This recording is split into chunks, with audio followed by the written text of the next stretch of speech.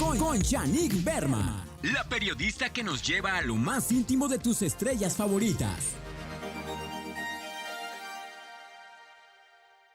Hola, ¿qué tal? Qué gusto saludarlos como todos los días de lunes a domingo. Gracias por escucharnos a través de sus radios, de nuestras teles, de nuestras redes. Y hoy me acompaña para conducir este programa Carla Berman. Hola, Carla. Hola, Ma, ¿cómo estás? Y vamos a entrevistar a quien fuera galardonado como el Premio Nacional de la Salud 2020 al doctor Francisco Moreno, que además hizo historia durante la pandemia porque es el mejor infectólogo que tenemos en la República Mexicana. ¿Cómo estás, Francisco Moreno, doctor? Gracias por estar con nosotros. Un gusto estar con ustedes, Shanique.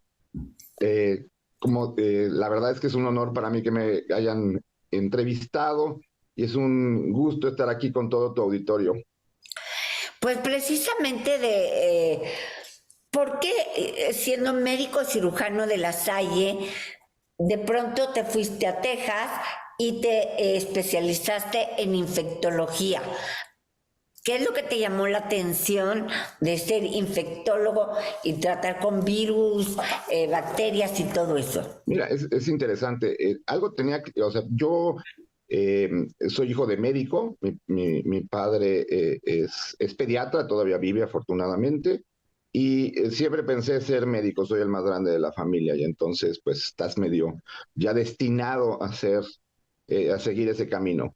Y me gustaba muchísimo la infectología, siempre me gustaron los animales, los bichos, de alguna forma los seres vivos, y tenía muy en la mente ser infectólogo.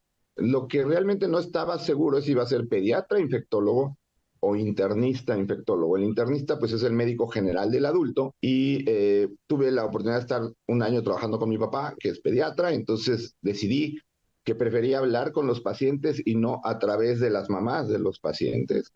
Y fue cuando hice medicina interna. Después de que hice medicina interna, quería hacer infectología. Tuve la oportunidad de hacerlo en la Universidad de Texas en San Antonio. Fíjate que la infectología es de las pocas ramas de la medicina que cura a los pacientes, porque si tú tienes una infección, habitualmente te curas.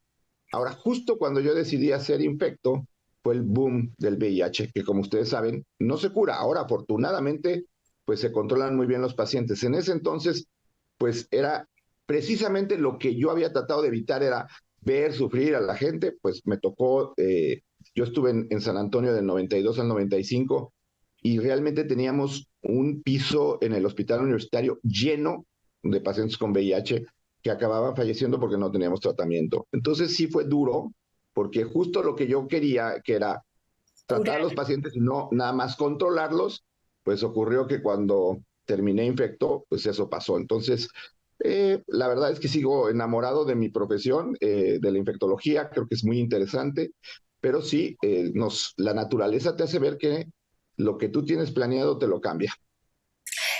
Tengo muchos amigos, doctor Moreno, que te deben la vida. Muchos amigos me dicen, si hubiera estado yo en Estados Unidos, me hubiera muerto. Si no hubiera sido paciente del doctor Moreno, me hubiera muerto. En la pandemia realmente, ¿cuántos casos te tocaron a ti personalmente ahora sí que del bicho de COVID? Mira, la verdad es que afortunadamente, como saben, la mayor parte de los pacientes se pueden tratar en casa y solamente algunos van a llegar al hospital. Fue muy pesado en la pandemia combinar el tratar de pacientes a través de redes, porque pues era la videollamada, el WhatsApp, porque no podías citarlo en el consultorio porque contagiabas a otros pacientes o te contagiabas tú o contagiabas pues también al personal que trabaja contigo. O sea, no podía arriesgar ni a mi asistente ni a mi enfermera. Imagínate que esos pacientes llegaran al hospital y que van a verte, pero pues en el camino pueden contagiar a otras personas. Entonces, fue algo que no estaba acostumbrado, que era tratar a los pacientes a lo remoto, ¿no? Y la otra es que sí tuvimos muchos pacientes, y hablo de muchos porque pues somos un grupo de infectólogos, no soy yo solo. Tuvimos más de 1,000 pacientes en el hospital, que pues era también muy estresante. ¿Por qué? Porque no podían estar su familia con ellos, porque todas las noticias eran a distancia. Una medicina que no estaba acostumbrado. Yo te diría, recientemente oí una de las personas que llevó la pandemia en México que decía que él tiene la conciencia tranquila. Yo te puedo decir que me quedé con la sensación de no fue suficiente lo que hicimos. Ojalá y hubiéramos podido hacer más. Sí, me imagino que hubo gente que afortunadamente se salvó, pero hubo mucha otra que no. Y te quedas con esa sensación de que, híjole, pudiste haber de alguna manera generado un mensaje que la gente lo hubiera querido mejor, o aquel paciente que tú sentiste que no estaba tan mal y que al final ya no pudiste darle una cama en el hospital porque no había mucho estrés. Yo creo que muy duro. ni tú, doctor en infectólogo y el mejor de nuestro país, ni tú te imaginaste que ibas a vivir eso. ¿Cómo estar preparado para eso? No, bueno, yo creo que nadie se prepara para esa situación. No. Y te quiero decir que trabajo con otros 7 infectólogos que son mejores que yo, o sea que hay muchos infectólogos buenos, hay muchos médicos muy buenos en nuestro país y creo que ese es un mensaje que también quisiera que se llevara a tu auditorio. Creo que la medicina en México es muy buena. Desafortunadamente en algunos sitios con muy pocos recursos y eso hace que sea muy difícil ejercerla, pero pues el trabajo que hicimos en COVID no era yo, era la intensivista, a veces el cardiólogo, a veces el neumólogo, a veces el nefrólogo, Así. y el grupo de infectólogos. Los otorrinos. Aprendimos, fíjate que yo creo que un mensaje importante también es, aprendimos a que hay que trabajar en equipo.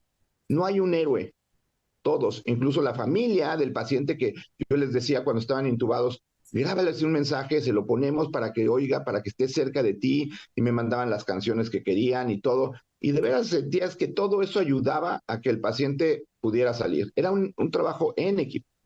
Doctor, yo le quiero preguntar algo. Estaban con todas las camas llenas, con miles de llamadas de sus pacientes, de los amigos de sus pacientes, etcétera, y usted decidió además ser el informante del ciudadano común y corriente a través de Twitter. Yo así fue que lo conocí, porque me empezaban a mandar, esto dijo el doctor Moreno, y esto dijo el doctor Moreno, y esto dijo el doctor Moreno. 2 preguntas, ¿a qué hora te daba tiempo de hacer eso? Y 2, ¿por qué decidiste no solo, o sea, ya tenías suficientes ya cosas que hacer durante el día, de cuidar a todos tus enfermos, pero además ser no sé ni cómo llamarlo, ¿no? Un comunicador de la infección. Exacto, de todo lo que estaba pasando en el lenguaje muy claro, que estaba no politizado y que cualquier ciudadano, fuera o no científico, podíamos entender muy bien. Mira, te voy a decir qué es lo que pasó. Cuando empiezas a ver que esta situación, la verdad nos empezamos a dar cuenta que la situación iba a ser muy grave en México. Los primeros reportes que venían en China hablaban de que de cada 100 enfermos, 15 llegaban al hospital y que los principales factores de riesgo era edad, hipertensión, diabetes, obesidad. Muchas de las cosas que tenemos los mexicanos, hipertensión, claro, obesidad y diabetes, muy alto, ¿no? Entonces, lo que yo pensé es que la mejor manera de ayudar es prevenir que te enfermes. Y la única manera de poder lograr eso es informar lo que está pasando. O sea, ver que eso, que tu angustia de ver que...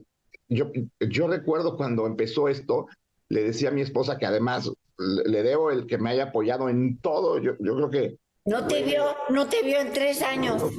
Así es, me sigue siendo mi mayor impulso, con quien estoy todo el tiempo, quien me apoya y todo. Yo platicaba con ella y ella fue la que me dijo, ya maneja redes sociales, es alguien que se dedica al lenguaje corporal, y me dijo, tienes que abrir un tweet, tienes que hacer tu Twitter y expresarle lo que me estás diciendo a mí a la gente. Y todavía actualmente cuando doy una entrevista o algo me dice, te faltó decir, te faltó ser más claro, te faltó... Y la verdad es que gracias a ella pues pude lograr esta comunicación con la gente, que sé que ha sido importante, qué bueno que pudo ser importante, pero sabes, era ese tiempo que vas a dedicar a comunicar, a lo mejor te va a ayudar a que muchos pacientes no lleguen al hospital.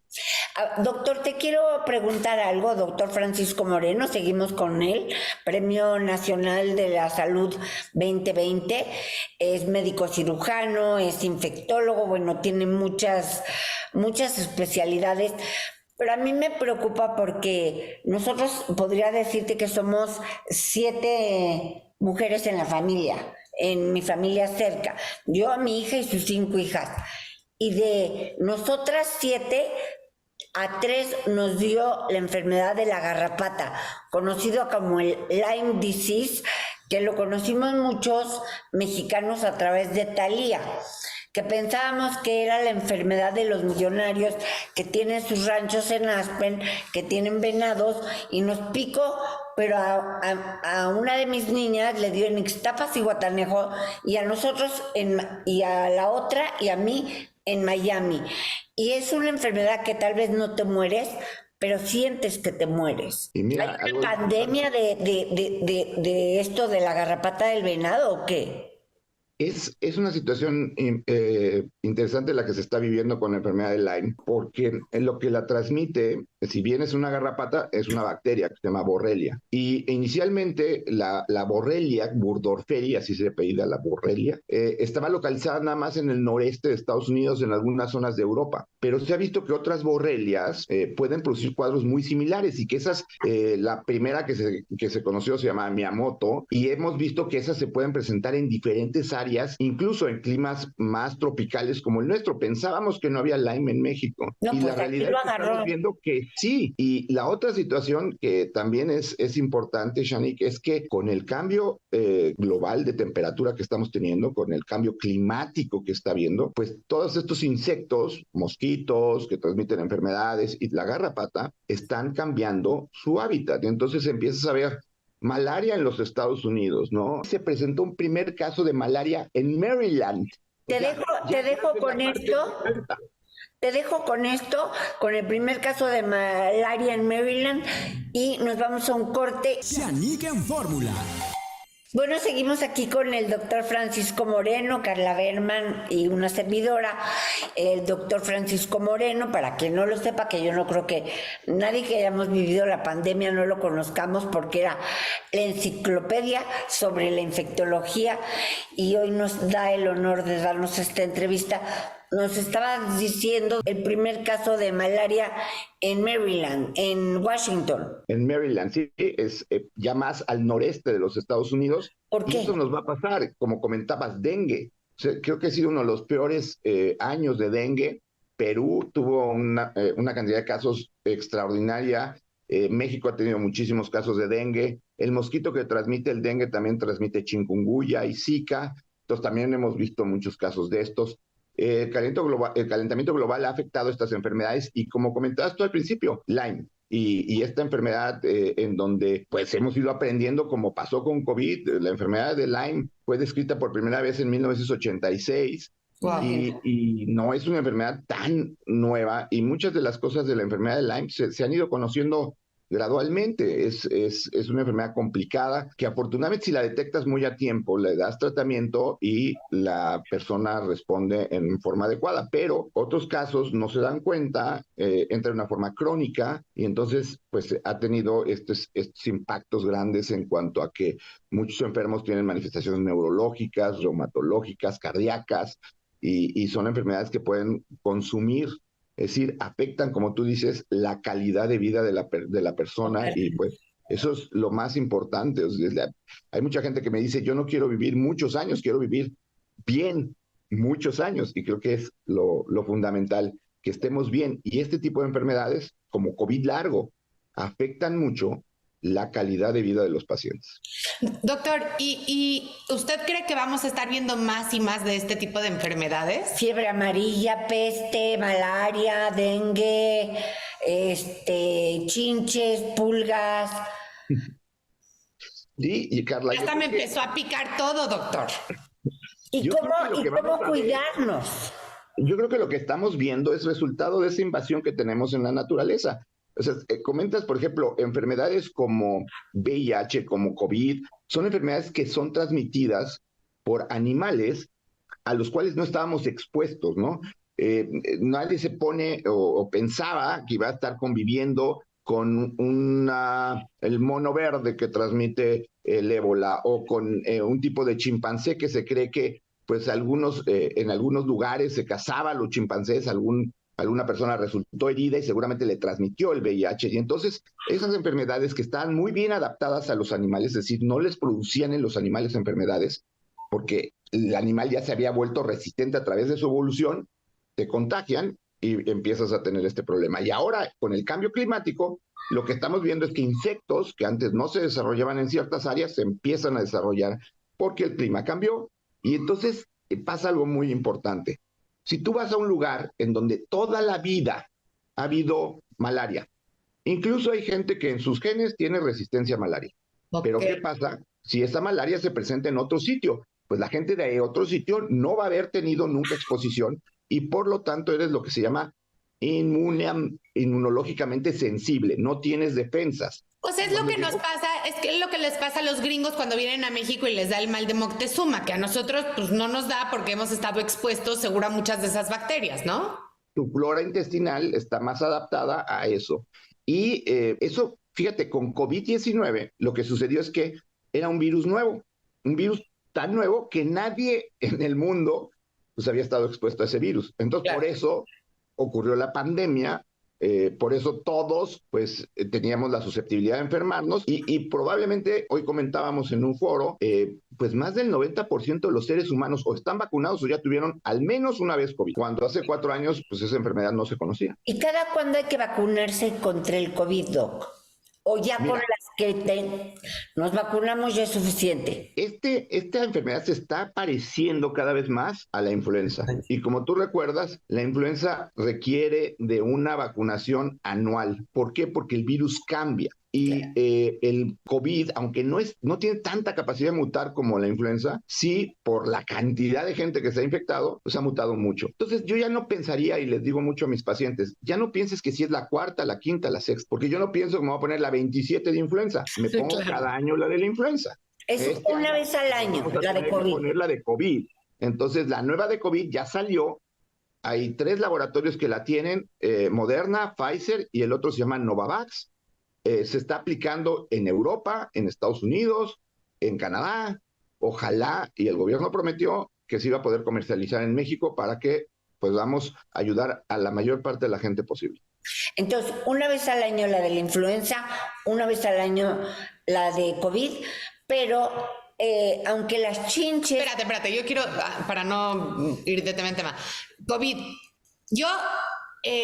a veces veo gente con tapabocas y hay muchos restaurantes, por ejemplo, que los meseros los siguen usando todos y yo me pongo muy nerviosa, como que me recuerdo de esa época que todos teníamos que usar tapabocas.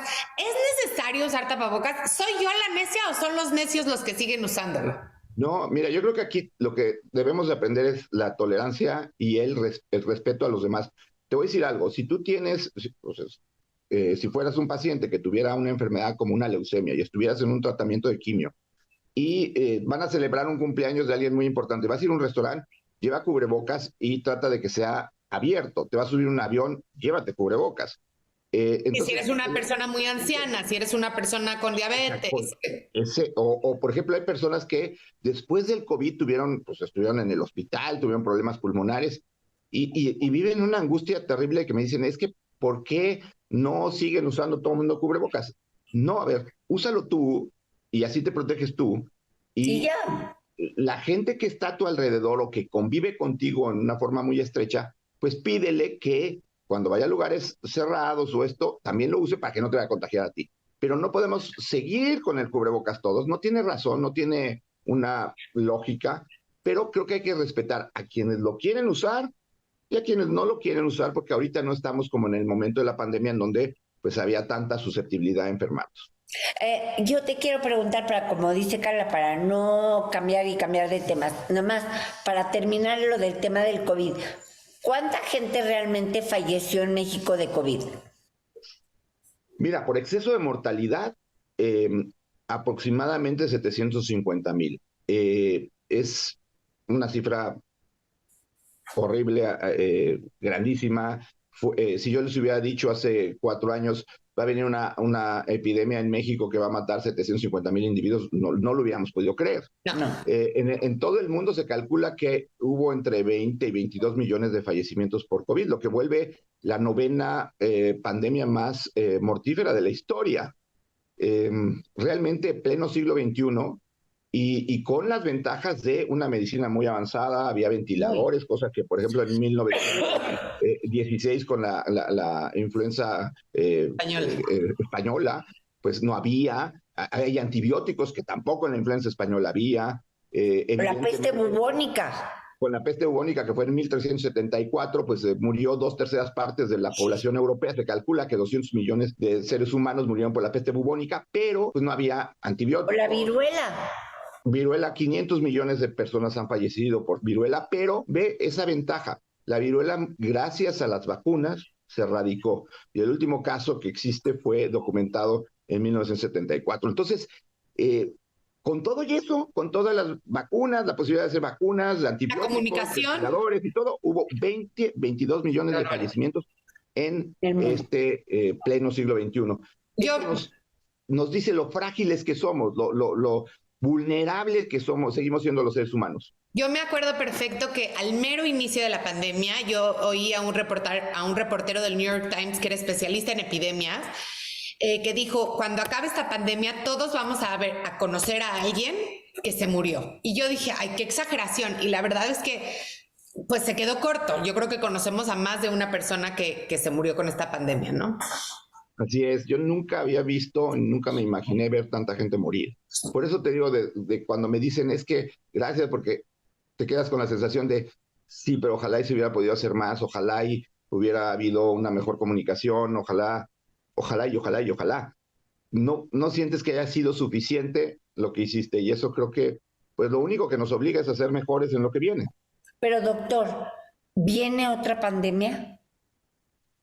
Seguramente sí, ojalá y ya no nos toque, pero seguramente sí. Incluso en el lenguaje de los infectólogos le llamamos la pandemia X, porque lo único que nos falta saber es cuál es esa X, ¿no? Puede ser influenza, puede ser otro coronavirus, pueden ser diferentes fiebres hemorrágicas. Sí, seguramente sí. Yo creo que por eso tenemos que aprender que cuando hay un enemigo así, es un enemigo común. Y como seres humanos deberíamos ser, así como los animales cuando se van a defender de uno, porque es el enemigo y todos se conjuntan, así deberíamos ser nosotros. Aquí el problema es que nos peleamos entre nosotros y no nos ponemos en contra. No vemos el bien de todos. Y entre los gobiernos. Nos quedan un minuto de este bloque, pero ya el COVID ya está, digamos, controlado. Si bien va a ser una pandemia distinta. Podría ser una variación de este mismo COVID y que pudiera ser un virus que tuviera una mutación que lo hiciera más resistente, más agresivo. Se ve muy complicado, se ve ya difícil. Se cree que, por ejemplo, lo que llaman la influenza rusa de finales del 1800 fue provocada por un coronavirus, porque cuando revisa uno la historia de esa influenza, es parecido. Se quejaban los rusos de que perdían el olfato, cosa que es muy característica de coronavirus, ¿no? Entonces, la verdad sí iban a hacer estudios pues... Doctor, te voy a interrumpir, doctor Francisco Moreno, porque nos tenemos que ir a un corte. Shanique en Fórmula. Bueno, pues seguimos aquí con el doctor Francisco Moreno, infectólogo, y precisamente para terminar de la enfermedad que nos dio a mí y a dos de mis niñas, que es la de la garrapata, la de Lyme, que ya tomamos antibióticos, se supone que nos curamos, pero los síntomas siguen rarísimos, como que sientes un cansancio de repente y a los 5 minutos ya estás perfecto. O un dolor en los hombros como si alguien te pegara y a la hora ya estás bien, pero de dolor de que sientes que te mueres o cansancio terrible. ¿Se llega a curar algún día? ¿Y cómo? Sí, y lo que tienes es, yo muchas veces le comento a los pacientes que como cuando te das un golpe, el golpe que te das es en un instante, ¿no? Y ya pasó el golpe, pero te sigue doliendo el brazo. Cuando lo mueves te molesta. Cuando haces un esfuerzo te recuerda que te lastimaste el brazo. De alguna forma, muchas de las infecciones producen esa inflamación en diferentes partes del cuerpo que provocan que a pesar de que ya no esté, porque el golpe ya pasó, siga sintiendo esos síntomas que habitualmente van decreciendo con el tiempo. Ahora, las personas que no se tratan para Lyme pueden seguir teniendo inflamación y entonces en ellos sí se hace pues un cuadro mucho más complejo, ¿no? Y la otra cosa que pasa es que pues también nos volvemos muy sensibles a que cualquier tipo de ese síntoma, digamos, es que no se me ha curado, ¿no? Y a lo mejor ese mismo sentido de que no te has curado te tensa más y dices, es que sigo mal y estás en un círculo vicioso muy provocado por la misma tensión totalmente normal por la enfermedad. Pero de que sí se quita, sí se quita. Y no mata. Y no te mata. Y doctor, para toda la gente que nos escucha y que igual que nosotros a lo mejor se enteraron de que existe esta enfermedad de Lyme por Thalía o por Justin Bieber, ¿qué tan prevalente es y cuáles son sus síntomas y cuándo hay que ir al doctor para este o otro tipo de enfermedades relacionadas? Para los mexicanos. En el caso de Lyme, lo que es muy importante si hay la evidencia de que haya una garrapata. Las garrapatas son insectos que se introducen a la piel y se alimentan de la sangre. Habitualmente la garrapata se queda en la piel después de la picadura por un tiempo y la puedes ver. Mucha gente que de repente se encuentra que tiene una garrapata en el cuerpo tiene que checarse y hablar y pedir qué examen se tiene que hacer. Evidentemente, si estuviste en una zona en donde pudiste haber estado en contacto, como sucedió con ustedes, que hubo una persona que tuvo el problema y entonces pues checas a los demás, ¿no? Porque puede ser que los demás hayan tenido. Hay una lesión muy característica de Lyme cuando está en forma aguda que se llama eritema migratorio, que es como una lesión que yo les digo que es como un tiro al blanco, se pone rojo, luego alrededor blanco y luego se pone otra área roja. Eso fue lo que le pasó a una de mis hijas. Tienes que checarte porque puedes tener esa enfermedad. Yo creo que tenemos que aprender a conocer nuestro cuerpo y si tú sientes que algo no está bien, es mejor que te cheques y bueno, evidentemente ahora hay muchos recursos para saber qué es lo que está pasando con tu cuerpo o a lo mejor debido al estrés que estamos viviendo, la tensión también puede hacer que te duele el cuerpo, que no duermas bien, que estés cansado. Pero siempre es mejor estarte checando. Como les decía, igual que como pasó con COVID, la mejor medicina es la preventiva. Pero, doctor, ¿por qué se está propagando el dengue? ¿Cuáles son los síntomas? Parece que todo esto es pegado todo por mosquitos. Todo te lo pegan los animales, todas las enfermedades. Pero ¿cuáles son los síntomas para que uno esté abusado y te puedes morir de dengue? Y sobre todo, ¿cómo prevenir estas enfermedades? Porque en el COVID teníamos muy claro, muy rápido, que si usábamos tapabocas, hacíamos distanciamiento social, etcétera, podíamos prevenirlo. ¿En estas enfermedades se pueden prevenir? Mira, el dengue lo que se hacía habitualmente, que desafortunadamente en este último periodo no se ha hecho, es pues fumigaciones muy importantes para evitar que los moscos lleguen, se reproduzcan y te puedan contagiar. El dengue incluso se conoce en las zonas costeras como la enfermedad quebrantahuesos. ¿Por qué? Porque lo que produce es un dolor muy intenso de todo el cuerpo. La gente tiene fiebre, habitualmente una fiebre muy alta. Puede aparecerle una erupción en la piel. Entonces, si estuviste en una zona en donde sabes que hay dengue, tienes fiebre, te sale alguna erupción en la piel, seguramente tienes dengue.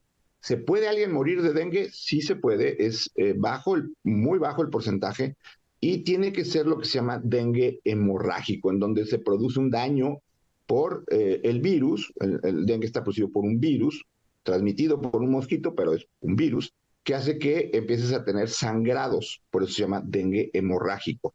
Pero esto habitualmente sucede solamente en la segunda ocasión que te da dengue y cuando te da por lo que llamamos un serotipo diferente, un serotipo tipo 2, que prácticamente no se ha visto en México. Pero con el calentamiento global, las zonas del Caribe, en donde sí hay dengue tipo 2, pudiera en un futuro presentarse un brote de esto. Yo lo que le recomendaría es también estar atentos a lo que está pasando en el lugar en donde vives. Por ejemplo, en Morelos no era un lugar habitual de dengue. En Morelos. Pero si estás teniendo fiebre y estuviste en Morelos y tienes un rash, pues entonces chécate porque a lo mejor puedes tener dengue. ¿Y malaria? Malaria es más hacia el sur de México, pero como comentábamos en el otro bloque, pues ahora hemos visto malaria incluso en los Estados Unidos, en zonas en donde no había. Y esto va a suceder. Ojalá y pues lo que se está tratando de hacer no solamente es encontrar mejores medicamentos o, por ejemplo, en el dengue vacuna, sino buscar cómo ayudar a que los mosquitos no transmitan esta enfermedad, así como pues ayudar a que las garrapatas no transmiten otra enfermedad. Y como comentabas, no sé si sepas, pero la peste bubónica, la gran peste, la transmiten las pulgas de las ratas. Y las pulgas de las ratas llevan a esa bacteria que se llama Yersinia pestis. Entonces sí, los vectores... No acabamos de ver en las noticias un lugar infestado, no sé si en París, ¿no? En París o en Italia, pero en Australia, no sé. De chinches. No, de ratas. Bueno, ratas y los roedores, como te digo, ellos pues cargan al vector, que en este caso pues es una pulga, ¿no? En el caso de la peste. Pero pues el mosquito es el vector del dengue, del chikungunya, de la fiebre del oeste del Nilo, de las encefalitis equinas. O sea, hay muchas enfermedades que transmiten los animales. Incluso, ¿y deberíamos de salir todos los días bañados en repelente para que no nos pique nada? O nomás porque eso también es malo, ¿no? El repelente también tiene químicos. O cuando vas a la playa, sí. O cuando. Pero cuando vas a zonas en donde, por ejemplo, hay malaria, sí. En donde hay zonas en donde sabes que hay dengue, sí. Y esa es una pregunta importante. Cuando les dicen que cuál es el animal que más seres humanos mata en un año, no es ni el león, ni el tigre, ni el tiburón. Es el mosquito. Es el mosquito. Entonces, una de las recomendaciones es fumigar tu casa cada cuándo. Cada 6 meses es lo ideal, sobre todo si vives en zonas en donde puede haber alacranes, arañas, que también pueden provocar otro tipo de alteraciones. Y pues yo diría que además de la fumigación, lo que es importante pues es tratar de mantener una limpieza adecuada. La higiene es de las partes fundamentales de la salud, de la forma como hemos logrado pues mejorar nuestra sobrevida. Antes, cuando no había pues drenajes, el agua no era potable, había muchas otras enfermedades que afortunadamente han bajado por la higiene. Entonces, fumigar sí, pero también mantener una limpieza muy importante para que no haya chinches en la cama, por ejemplo. Y, por ejemplo, cuando te pones, vas a ir, por ejemplo, a la playa o a un lugar donde hay pantanos o pantanoso o eso, ¿en qué parte del cuerpo te echas el repelente de mosquitos? ¿Y cuál repelente es bueno? El mejor es que te lo pongas en las zonas que va a estar expuestos. Hay ropa también, incluso especial, que te protege contra picaduras. Pero lo ideal es que te pongas repelente en zonas que van a estar expuestas, para tratar de evitar que esas zonas en donde no estás cubierto, manos, piernas, pies. Pero ni modo que te eches en la cara. Muchas veces la situación es que hace mucho calor y entonces llevas unos shorts o llevas una playera corta y eso favorece a que tengas más áreas de exposición. Y pues los repelentes, los mejores repelentes son aquellos que no sean tóxicos, porque hay muchos repelentes, como comentaban, que sí pueden absorberse por la piel y producir intoxicaciones por una sustancia que se llama órganos fosforados que vienen en los repelentes. Entonces es importante que cheques que el repelente sea un buen repelente. Son realmente los que puedes comprar en el súper, no necesitas un repelente de farmacia, es un repelente. ¿Y las pulseritas, doctor? Estas pulseritas que tienen como olor... Realmente son muy naturales, eso sí, porque desafortunadamente el repelente pues también no solamente afecta a los malos, sino también a los buenos. Hay bichos que no tienen la culpa y pues mueren porque te pones repelente, pero las pulseritas pues son más naturales, pero no te protegen. Ni tampoco la vitamina B, como se ha hecho, ¿no? de leyenda urbana, tampoco. Híjole, y bueno, Te vamos a hacer una pregunta y luego nos vamos a ir a un corte comercial porque se nos acaba el tiempo. A mí me gustaría preguntarte, ¿De las chinches o de qué? Paco, no, cuando estábamos con todo este tema de qué tenía mi hija, y lo digo porque estoy segura que mucha gente está en esta Nos situación. tardamos 3 años. Una de las cosas que pensamos que podía ser era fatiga crónica o COVID largo.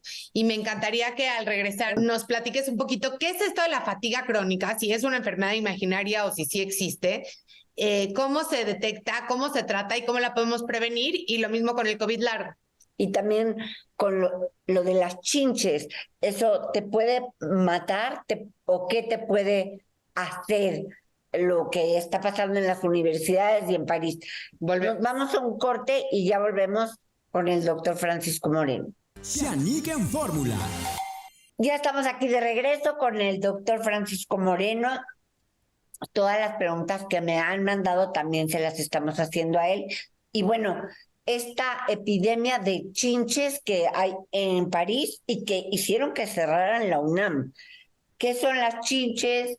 ¿Cuál es el daño que te pueden provocar? ¿Te llevan a la muerte o en qué te afectan? ¿Y qué hay que hacer para quitarnos las chinches? Bueno, las chinches son un insecto que va a producir una irritación muy severa en la piel. Realmente pues no es una situación que te pueda poner en peligro la vida, pero sí es en realidad una cuestión que en un momento dado es súper incómoda. O sea, te puede llevar a que no duermas, tengas comezón, tengas erupción continua, pues sí sea muy molesto para uno, ¿no? Pero de ahí a que esto te lleve a que pudieras tener pues, que fueras a fallecer por eso, pues la realidad es que no. Desafortunadamente. ¿Hablan de los también, colchones? Sí, aquí hay una cuestión de higiene. Entonces, desafortunadamente también, pues si la higiene no es muy buena, y el hacinamiento, porque no es solamente que vivamos muchos juntos, sino te subes a un transporte público y a lo mejor van demasiadas personas en el transporte público y eso favorece a que puedas tener, si ya existe, pues la transmisión de esos insectos que son, como te digo, muy desagradables y pues si no se realiza una limpieza exhaustiva, muchas veces sucede en los hoteles que pues no cambian del todo la ropa de cama y bueno, pues ahí es donde te das cuenta de que los tapetes, las almohadas, las toallas, y entonces pues fue una forma de demostrar que no son muy buenas las medidas de higiene en muchos de los lugares, ¿no?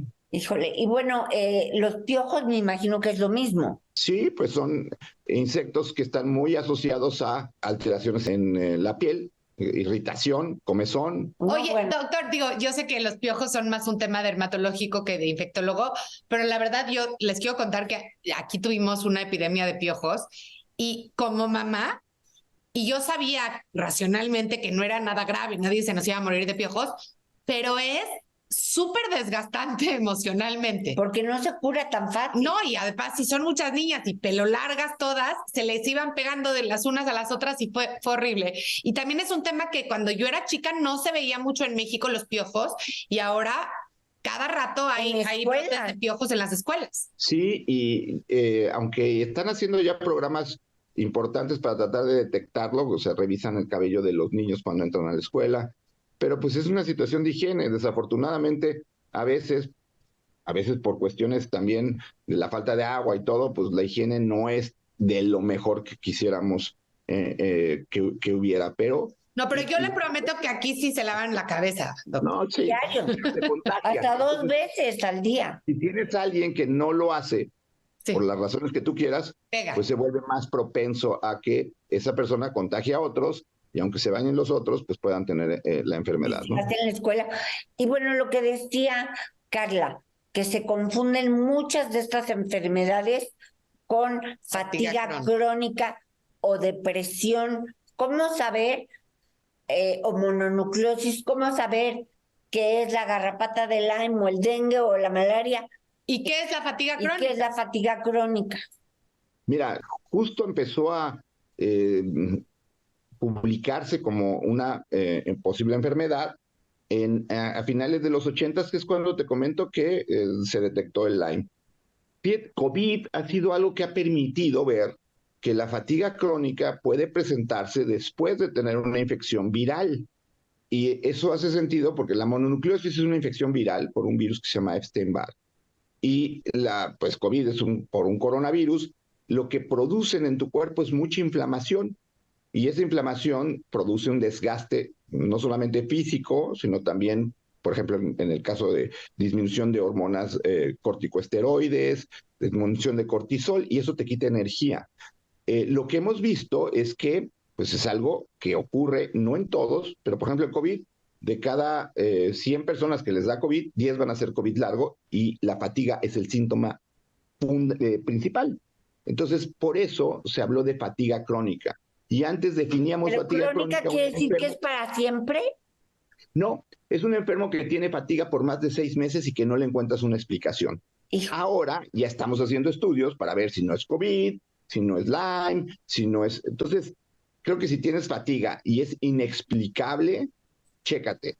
Si resulta que es depresión, también hay tratamiento, pero también hay que diagnosticarse. Entonces, esos síntomas, pues igual que cuando alguien tiene fiebre. Cuando alguien tiene fiebre, pues pueden ser muchísimas cosas.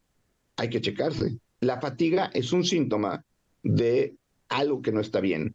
Puede ser que no estés durmiendo bien, pero puede ser que tengas problema de tiroides, puede ser que tengas una infección crónica, puede ser que tengas otra cosa. Entonces, todos los que tengan fatiga, hay que checarse. Y sí, la fatiga crónica sí existe y no es un trastorno psicológico, puede ser un trastorno orgánico y es muy importante estudiar.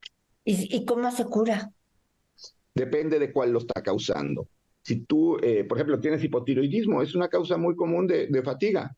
Y bueno, eso nada más necesitas un reemplazo hormonal de tiroides. Si tienes una infección, como en el caso que ocurrió con el Lyme, pues le das un antibiótico y te curas. Entonces, sí hay que ver cuál es la causa que está provocando eso y darle tratamiento y eso pues te va a componer. A veces el desgaste que has tenido por esa misma infección hace que necesites algún tipo de suplemento o algo que te ayude por un tiempo y también en muchos casos fisioterapia, ejercicio, porque entras en un círculo en donde tú no quieres hacer actividad física porque estás cansado, entonces tienes un desgaste muscular, pierdes tono muscular, pierdes fuerza y lo que hay que hacer es revertir eso. Doctor, y este tema de meterse en hielos, que ahora está muy de moda y que dicen que ayuda con la fatiga crónica, con el Lyme, con todas estas enfermedades que producen inflamación, ¿usted qué opina? ¿Hay evidencia científica? No hay, pero no puede hacer daño o puede hacer daño. Mira, estos lo empezaron a hacer en Suecia, más con pacientes con COVID largo. Y lo que pasa es que muchos pacientes que tienen este COVID largo tienen baja de presión arterial, lo que se llama hipotensión o POTS, síndrome de POTS, que es después de COVID. Cuando tú te metes a un baño helado, lo que hay es vasoconstricción, tus vasos se aprietan, y entonces te sube la presión. Y la gente después de tener esos baños le ayuda mucho a disminuir la fatiga. Entonces, a ver, no te va a hacer daño, lo puedes hacer, nada más hazlo de una forma ordenada y controlada, porque bueno, pues tampoco es de que vayas y te eches un clavado en el Polo Norte porque te puedes morir de otra situación. Pero sí los baños con agua fría se han usado y tienen pues buenos resultados en algunas personas. Si te metes al baño helado y no estás controlado la presión, puedes tener esa vasoconstricción, te sube la presión y puedes tener problemas neurológicos, incluso pues una hemorragia, alguna situación cerebral que te pueda poner en riesgo la vida. Entonces, no recomendado para la gente que es hipertensa. Yo creo que no recomendado en una forma indiscriminada. Yo creo que lo que hay que hacer es, a ver, si tienes esto, si tienes una fatiga crónica por esta situación, conviene hacerlo, o tienes contraindicaciones porque pues puedes tener la presión alta o un problema cardíaco y no debes de hacerlo. Hay que individualizar. Muchas de las cuestiones tratamos de que sea un tratamiento universal y eso no existe, hay que individualizar. Y bañarte con agua no congelada, fría en la mañana, ¿ayuda? Si lo toleras está bien, no te hace daño. Tampoco te ayuda. Tampoco te va a cambiar la vida, ¿no? No. Doctor, tenemos ya poco tiempo, pero yo quiero que nos platique ¿dónde podemos conseguir su libro? Pues mira, mi libro se llama Historias de una pandemia. Son 18 historias reales de lo que ocurrió en diferentes partes del mundo, no solamente en México. Y la historia 19 está en blanco porque todos ustedes como nosotros, hemos sido parte de esta historia. Todos hemos sido pues testigos de lo que se ha vivido. Hay niños, hay embarazadas que tuvieron a sus bebés en plena pandemia. Exacto. Entonces tú tienes tu historia y esa historia vale la pena anotarla porque un día la pudiéramos recordar, ¿no? Es como los que buscamos saber qué pasó en esa influenza española, porque curiosamente, por ejemplo, la influenza española pensaron que ya se había terminado y la gente salió a celebrar y fue cuando tuvieron la segunda ola y que fue donde más gente murió. Entonces hay que aprender de esas cosas y por eso hay que dejarlo anotado. Mis redes sociales, manejo dos realmente, una es Instagram y la otra es X ahora, antes Tweet, y en las dos son @drpacomoreno1 y con todo gusto ahí voy a estar hablando de pues lo que se esté presentando en el momento. Ojalá y no sean muchas las cosas, pero pues dar información de estos brotes de enfermedades que no se veían en algunos sitios, qué está pasando con las vacunas de COVID, todas estas situaciones que pues la gente sigue inquieta y se ha visto más que nunca que tenemos que tener información confiable. ¿Y historias de una pandemia dónde lo podemos conseguir? ¿En Amazon? En Amazon, en las librerías, en cualquier librería. Incluso está en audiolibro y tuve el privilegio de poderlo narrar yo. Entonces también a la gente que le gusta oír un libro mientras está en el tráfico puede escucharlo. Y ya para terminar, doctor Moreno, ¿qué viene en la infectología? ¿Qué es lo que usted está temiendo ahora? Más que temer, yo creo que vamos a tener un gran avance en infectología. Vamos a tener nuevas clases de antibióticos, vamos a tener nuevas vacunas, vamos a poder prevenir nuevas enfermedades. Yo lo veo optimista. Yo veo que vamos a tener muchos mejores recursos para cuidarnos mejor, protegernos mejor y prevenir enfermedades que realmente, una vez que las tienes, es complicado erradicarlas y además las secuelas que te puede dejar son muchas. Entonces, yo creo que va a venir mucho avance. Espero que no venga una pandemia, pero también hay que aprender a estarse preparado para la pandemia. Muchas gracias, doctor Francisco Moreno. Ha sido un honor, un placer tenerlo, de verdad, de todo corazón. Gracias, gracias. Gracias a Carla Berman. Gracias a ti que nos haces el favor de escucharnos y de vernos de lunes a domingo. Y bueno, hasta mañana y que Dios me los bendiga.